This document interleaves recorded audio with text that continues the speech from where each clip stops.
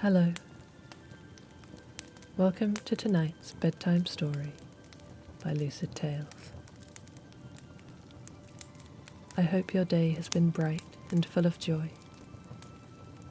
But whether it has been the softness of candlelight or the harsh fluorescent bulbs for you, it's time to relax now.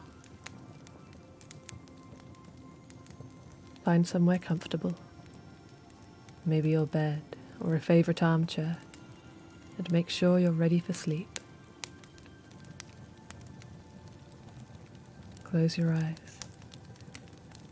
and feel the freedom in all the little muscles of your face, the little loosening that means it's time for bed.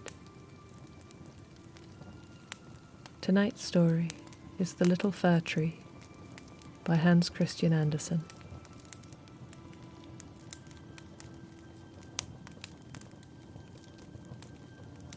Not so very long ago, there was a young fir tree who sprouted and grew in the cool and beautiful forests of the north. It stretched its small, sapling branches out and up toward the sun that flecked its companions with golden light and drank in sweet water from the rich earth. But the little fir tree was not happy. It wanted to be bigger, now.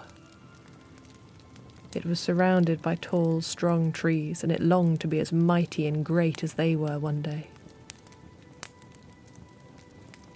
Time passed, and every year the little fir tree grew taller and its branches spread further.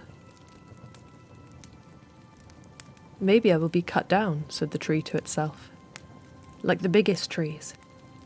Then I could travel over the sea forever. What a wonderful thing."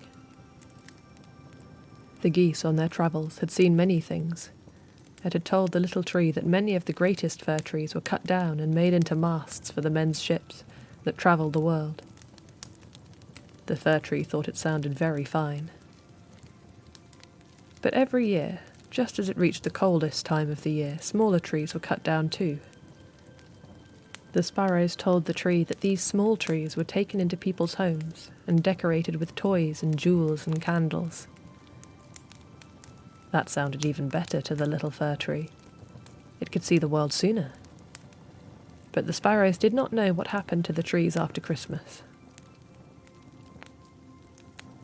And all this time, the little fir tree thought of nothing but growing bigger, for though both it and its home were lovely and beautiful, it cared nothing for the crisp white snow and the sharp blue sky, the soft whispering of the wind.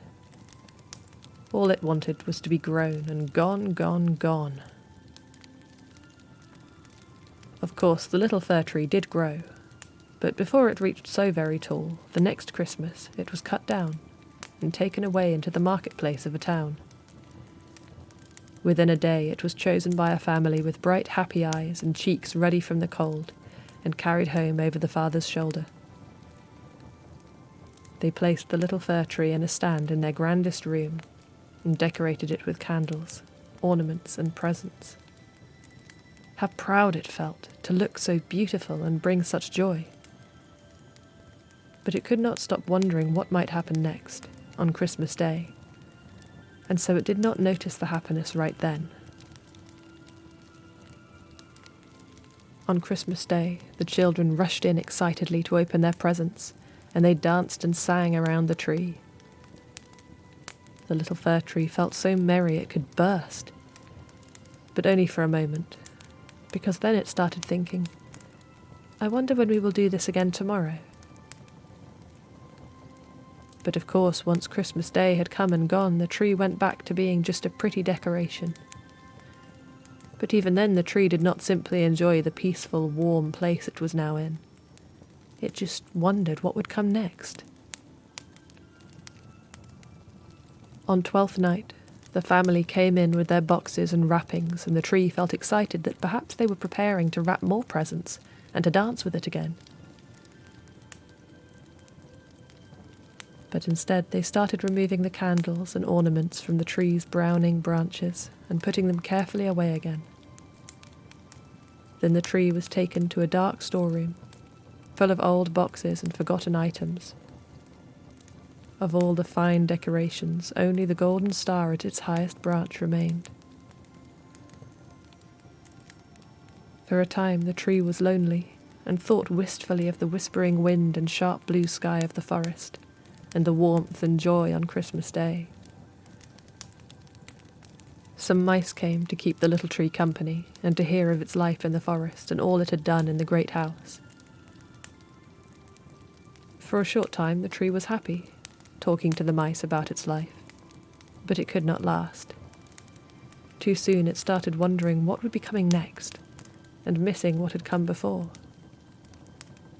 "How happy you must have been in the forest, and in the grand room," squeaked the mice. The tree sighed. "I suppose I was, but I did not notice it then."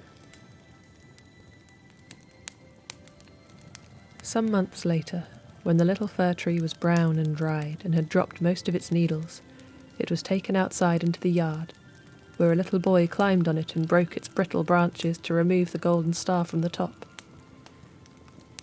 Only then did the little tree realize that it had been happy enough in the storeroom with its friends the mice, but it had not felt happy then. Before another day had passed, the father of the family came out into the yard with a sharp axe and cut the little fir tree's branches off before cutting it up for firewood. Piece by piece, the little fir tree was fed into the kitchen stove, and it sighed as it crackled and popped in the heat. How happy I was in the yard, under the sharp blue sky again. Until at last the little fir tree was nothing more than ash and smoke. It lived a sad life, for despite seeing and feeling so many beautiful things, it had always been wishing for something else, and had never let itself feel truly happy. Of course, the little fir tree was not gone entirely after that. The ash from the stove was eventually put out into the garden to grow new plants. Nothing is wasted. So perhaps in its next life, the little fir tree learned to find joy in just where it was, in the beauty of the whispering wind and the sharp blue sky.